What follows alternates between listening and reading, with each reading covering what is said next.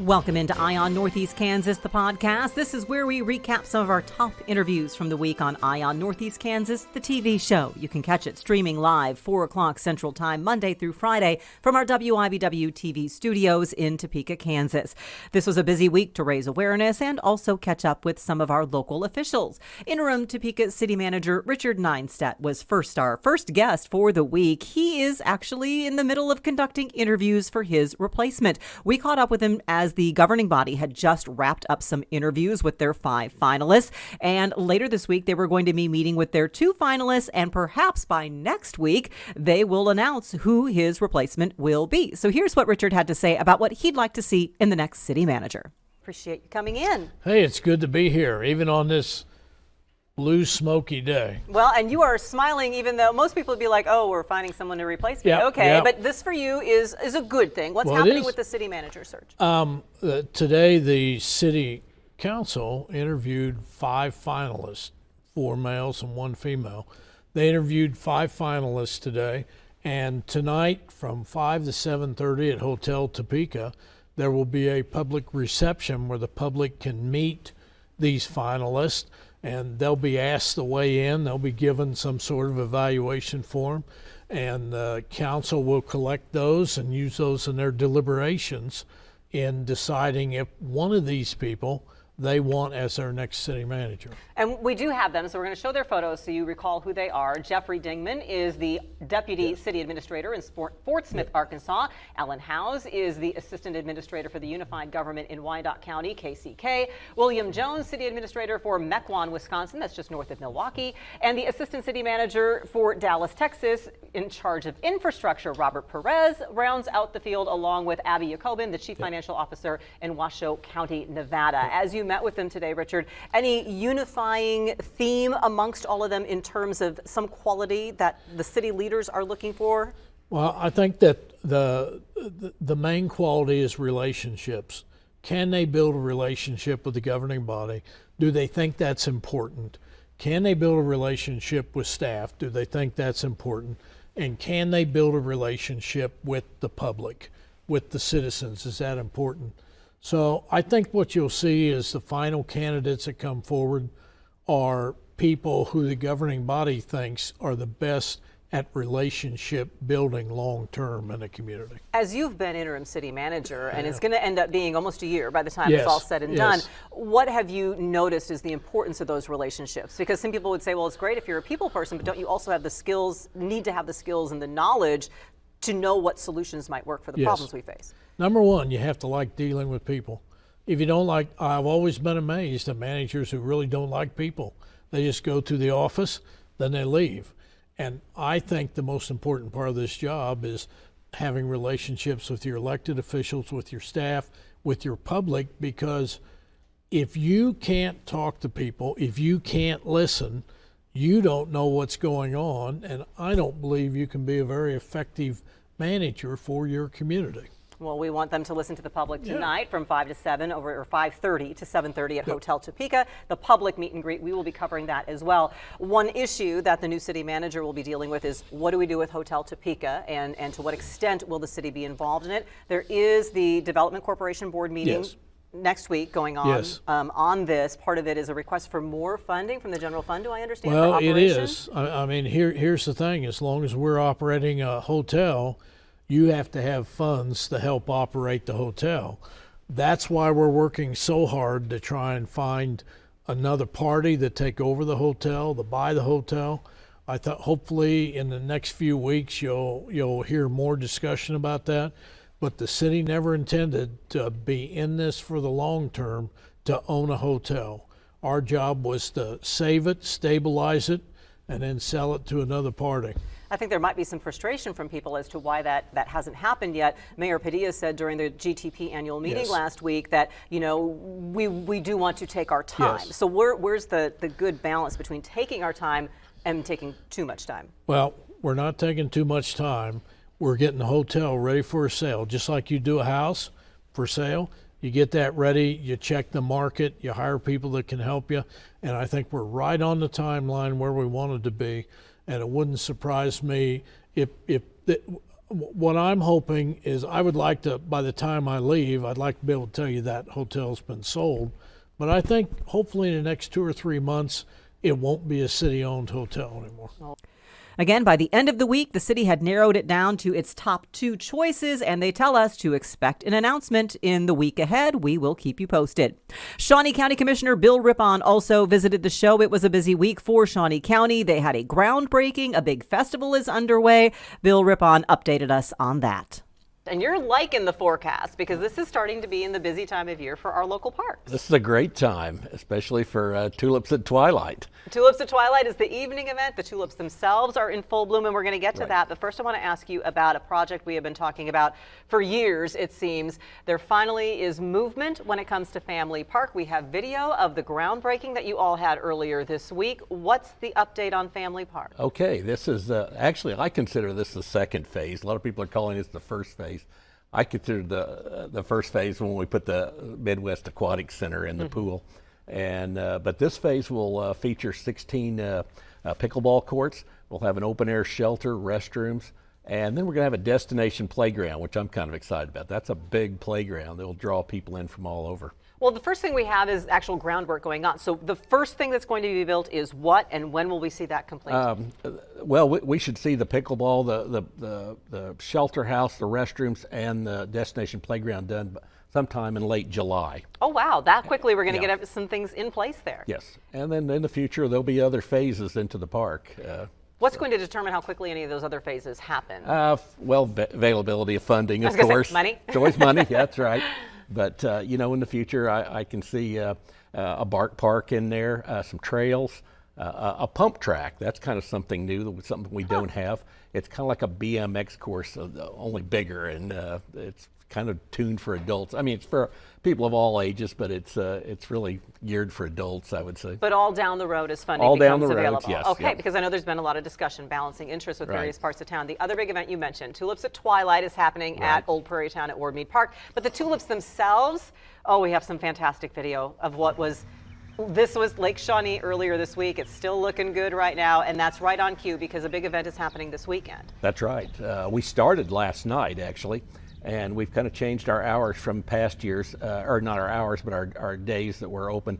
We're going to be open Thursday through Sunday for the next 3 weeks, and we're going from 7 o'clock till 10 o'clock at night. And that is the Tulips at Twilight at Lake Shawnee, 10 Ensley Gardens. So the big Tulip Festival is tomorrow, isn't it? That's correct. What's all going to be happening as part of the Tulip Festival? I'm sure there'll just be a lot of people just wandering through the gardens as much as anything, but it's beautiful to take in. And so. They do have some special activities planned for the Tulip Festival out at 10 Ensley Gardens tomorrow. But how big of a deal is it to have the Gerald Binkley Tulip Time throughout the county's parks at this time of year? It's a unique thing that we do here in Topeka. There's not many cities that do tulip festivals. There's one in Michigan and one in Minnesota, but it's very special. We plant thousands and thousands of tulips. I think at Ward Mead alone, I think there was like 30,000 tulips planted. Beautiful and amazing, and everything's right on cue this year, which is fantastic to see.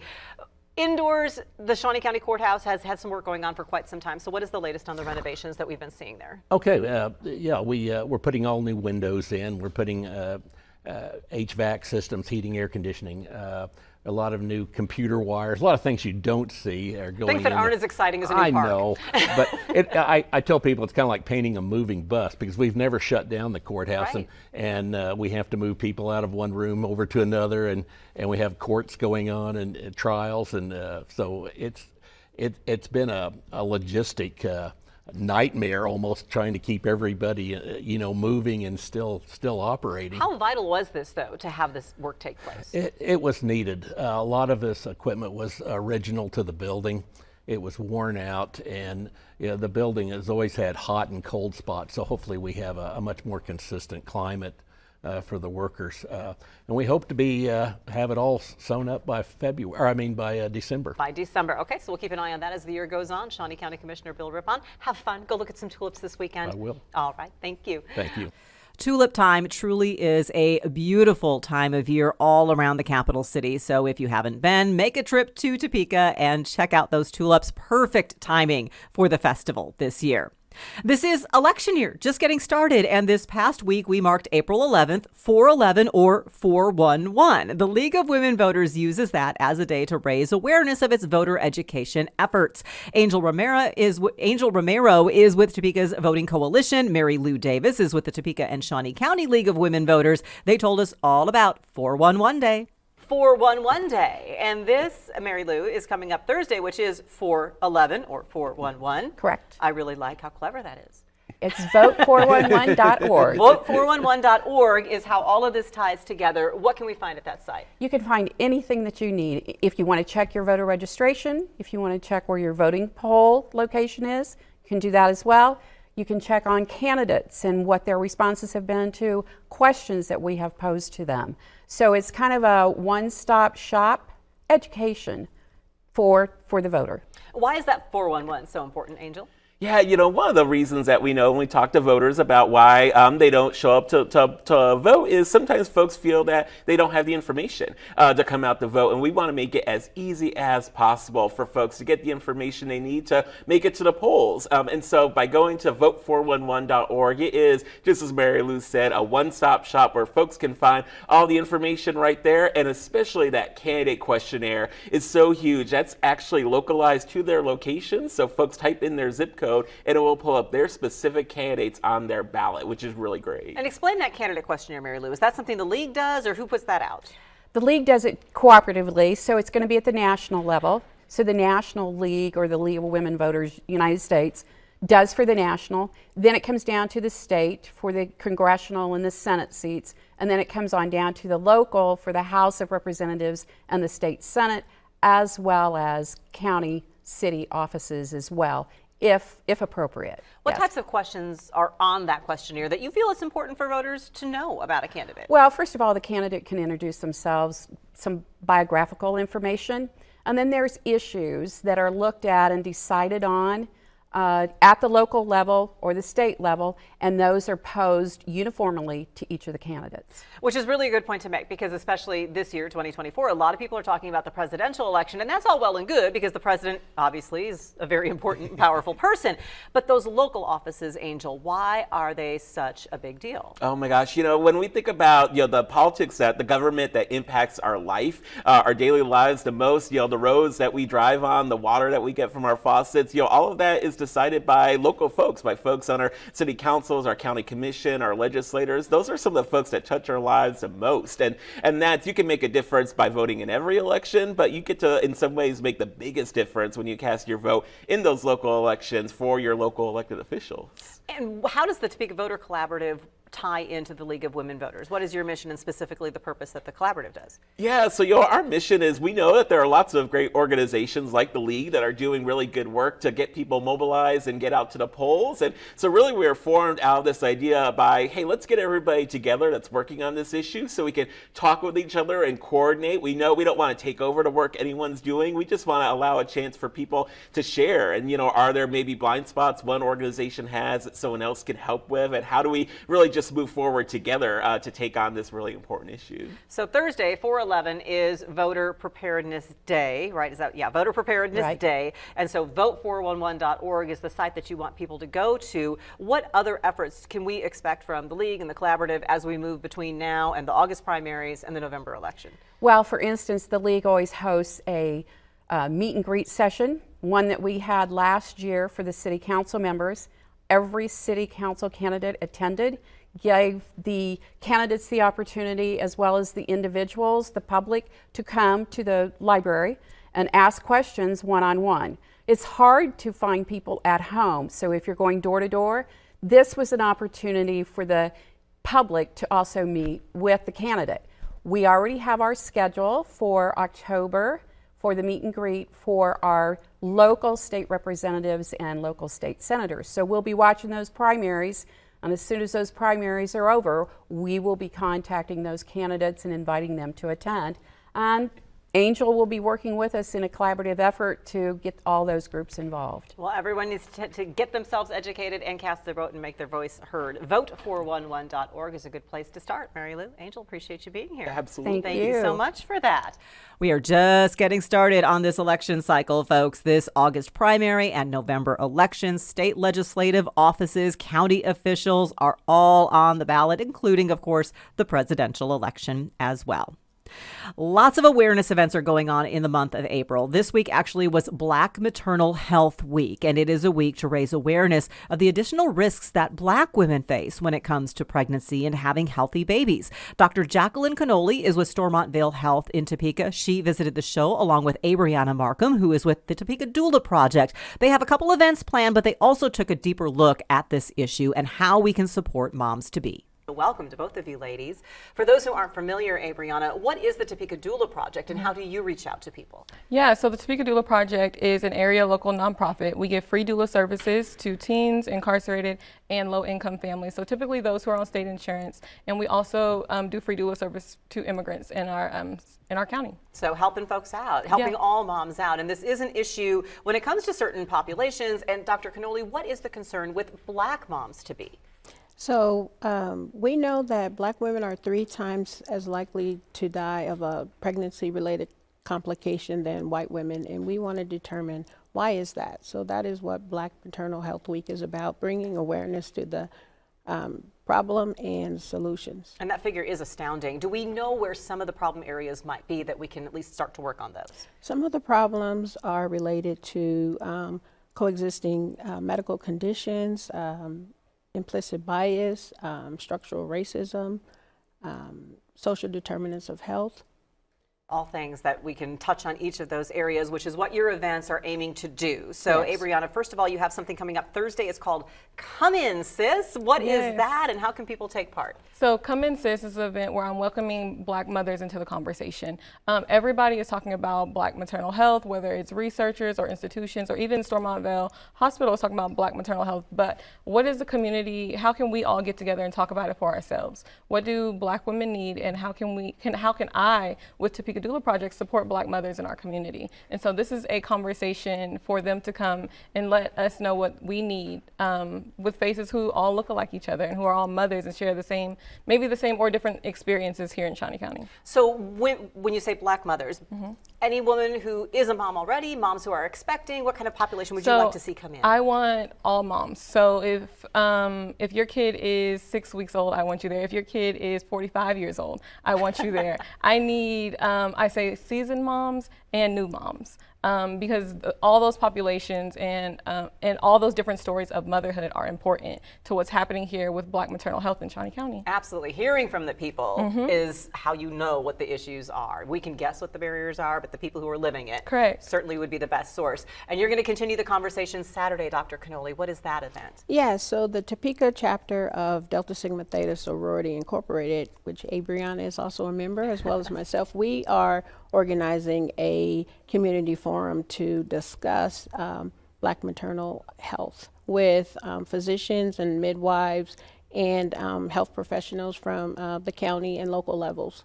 How will that conversation unfold? Are they just going to give a talk? Are you inviting people to kind of have a two-way conversation, asking questions, raising concerns, finding out what's going on? So a combination of things. Yeah. We're going to start with a personal story. A young lady who is a close family friend who died after having birth, and we're going to dissect that. How could that have been prevented? We know that 80% of maternal deaths are preventable. So how could that be prevented from the standpoint of the patient and family, the providers and physicians, the hospital, and the county and state? Great conversation to have. If there's something that you want people to know right now, Abriana, moms out there, what's already happening? What should they know is going on to help them and support them? Currently, Topeka Doula Project is taking clients from July to the end of the month, to the end of the year, excuse me. We are taking clients to help get the education and information out there about childbirth education and how important that is to know before you go kind of situation. Absolutely. If you go to the health page of WIBW.com, we also have a link to a special page that Stormont Vail has put together that has a lot of resources for women, for Black women in particular, to support them in having healthy pregnancies. We also are in the middle of Sexual Assault Awareness Month. And once again, on ION Northeast Kansas, we are inviting guests in to take a look at various facets surrounding the issue. Michelle McCormick is the executive director of the Kansas Coalition Against Sexual and Domestic Violence. She visited this week with Tony Mattivi, who is the director of the Kansas Bureau of Investigation. And their goal was to take a look at some of the myths surrounding sexual violence. So welcome to both of you. Thank you. Michelle, there's a term that you shared, and it's like the difference between risk reduction and prevention. How do we differentiate between what those two things are? Yeah, absolutely. So risk reduction are strategies that we teach folks to try to reduce their risk at experiencing sexual violence. And so folks might think about things like we put blue safety lights on college campuses, or those kinds of strategies, like go out at night in a buddy system sort of thing. And that might reduce someone's risk at experiencing sexual violence, but primary prevention is really about going to the root cause so that we can try to address this issue before someone has to experience any sexual violence. I think when you talk about the root cause, some people might say that feeds into some of the misconceptions that surround sexual violence. So when you think, Director Mattivi, what is the number one message you want to send about sexual violence? We are very worried because sexual assault is such an underreported crime. And one of the myths is that you shouldn't report it if you were drinking, for example, at the time. We want you to report it, whether you've been drinking or not. There are people who are concerned that they shouldn't report it if they in the past had been in a consensual relationship with the person. Not true. We want it to be reported. And finally, there's a myth that it shouldn't be reported if too much time has passed since the assault took place. Again, not true. That may be a factor in the investigation, but we still want people to report that. When you talk about prevention, then what are some of the strategies for prevention, and how do some of them maybe, parallel what some people might say are the myths surrounding it? Like, well, I was drinking, so therefore it's not necessarily assault, even though people would say, well, also don't put the prevention things, the things that should lower your risk. Yeah, absolutely. So I think, to speak to the myth about if you've been drinking, you shouldn't report sexual assault, some of the prevention strategies include addressing some of our cultural norms, right? And so, for example, doing consent education, like trying to, engage them in any sort of sexual contact. Because if folks are too intoxicated, they can't legally give consent to a sex act. That's an important point there. Yeah. If someone's intoxicated, they can't consent. And I think that, so one of the strategies at root cause is to address the sort of cultural norms around that. What does consent look like, right? And teaching folks that it should be enthusiastic, that someone should be able to, of right mind, to be able to consent. And so some of those prevention strategies mean doing prevention education about that issue, for example. The time lapse, Director Mattivi, is an interesting one to point out, that you can report something years later. How does an investigation unfold when time has passed? It's more difficult. There's no question about it. But just because it's more difficult doesn't mean it's impossible. And we've had a number of cases that have been successfully prosecuted even though the victim didn't come forward for many years. So there are many things out there, many factors out there that we can use to corroborate the victim's testimony even with the passage of time. That's the law enforcement side of it. Michelle, yeah. Do you need to report it to law enforcement in order to get help and support in other ways? You don't. In fact, we want folks to know that all of the direct victim service providers, for example, provide support and services to folks whether they report to law enforcement or not. And they will certainly help somebody make a report to law enforcement, but they won't require that in order to get support and services.